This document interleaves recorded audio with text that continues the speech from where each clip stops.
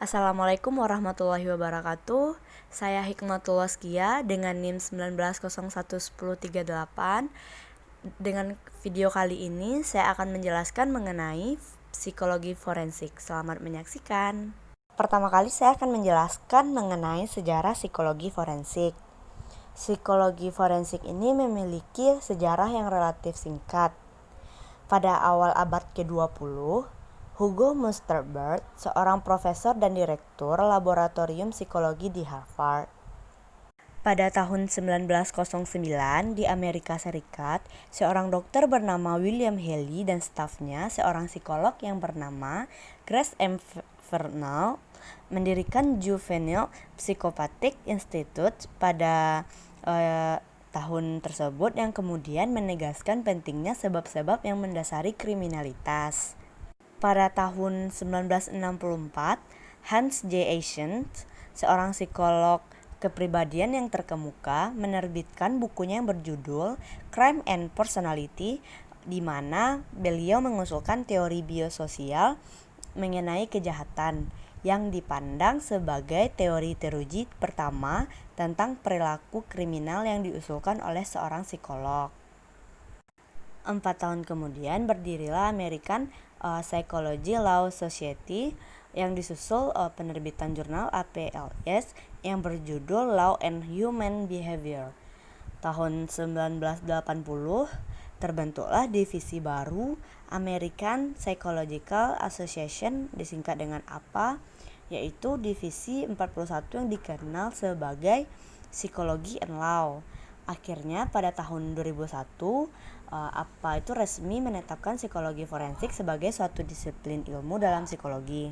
Pada tanggal 3 November 2007 terbentuklah Asosiasi Psikologi Forensik yang disingkat dengan APSIFOR di Jakarta, yang merupakan asosiasi ke-13 di HIMSI atau yang disebut dengan Himpunan Psikologi Indonesia. Memasuki pengertian psikologi forensik, psikologi itu sendiri merupakan ilmu yang mempelajari tentang perilaku dan proses mental manusia, yang mana dari psikologi itu memahami manusia secara berpikir, merasakan, dan bertindak. Sedangkan forensik merupakan bidang ilmu pengetahuan yang digunakan untuk membantu proses penegakan keadilan melalui proses penerapan ilmu atau sains. Psikologi forensik secara garis besarnya merupakan ilmu psikologi yang mempelajari subjek dari segi kognitif, afektif, dan perilaku dalam kaitannya dengan proses hukum. Ruang lingkup psikologi forensik. Kalangan para psikolog forensik mengatakan bahwa yang menjadi eksplorasi psikologi forensik dikelompokkan menjadi bagian antara lain. Yang pertama, psikologi perbuatan kriminal, yang mana berhubungan dengan kajian psikologi tentang kriminalitas atau kejahatan. Yang kedua, psikologi klinis forensik, yang mana penanganan atau rehabilitasi perilaku yang tidak diinginkan secara sosial. Yang ketiga, adanya psikologi penyelidikan yang mempelajari tentang metode atau teknik yang digunakan oleh badan kepolisian, antara lain seperti psikologi polisi. Yang keempat, psikologi hukum, yang mana bidang psikologi and law ini terutama difokuskan pada proses persidangan tentang hukum dan sikap serta keyakinan partisipasinya. Peran psikologi forensik. Ada beberapa peran yang dilakukan psikologi forensik dalam pidana.